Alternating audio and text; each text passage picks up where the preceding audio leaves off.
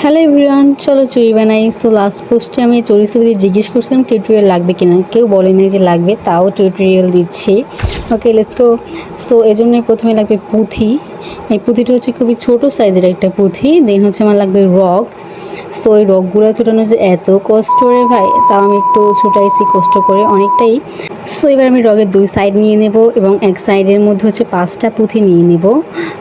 5টা পুঁথি হলে গোল একটা ফুল হবে। ওকে, সো অন্য সাইডের মধ্যে একটা পুঁথি নিয়ে অপর সাইডটাকে আমি পুঁথির মধ্যে ঢুকিয়ে দেবো। দেন হচ্ছে ক্রস শেপ করে এভাবে করে দিলেই হচ্ছে একটা ফুল হয়ে যাবে।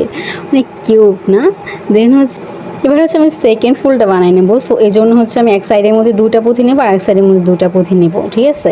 সো এরপরে হচ্ছে আমি আরেক সাইডের মধ্যে হচ্ছে একটা পুঁথি নিয়ে এভাবে ক্রস শেপ দিয়ে দেবো।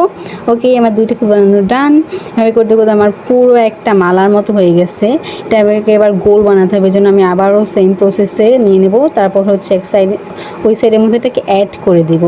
সো এটা খুবই একটা ইজি একটা ব্যাপার, আমার পুরো একটা চুড়ির মতো হয়ে গেছে না?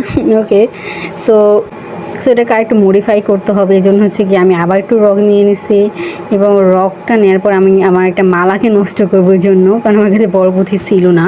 সো তারপর হচ্ছে আমি আবার রগের মধ্যে একটা বড় পুঁথি নিয়ে এভাবে হচ্ছে যে মাঝে যে পুঁথিটা থাকে ওটার মধ্যে অনেকক্ষণ পরে ভাই আমার চুড়ির পুরো এই শেপটা ডান।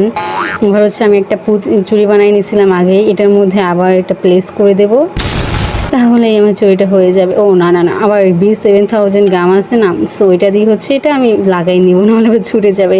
সো ফাইনালি এটা ডান। অনেক কিউট হয়েছে চুড়িটা, আমার কাছে এত ভালো লাগছে ভাই। পুঁথি জিনিস মানেই আমার কাছে অনেক ভালো লাগে। সো আমার কাছে এবার 2টো চুড়ি আছে। সো আমার কাছে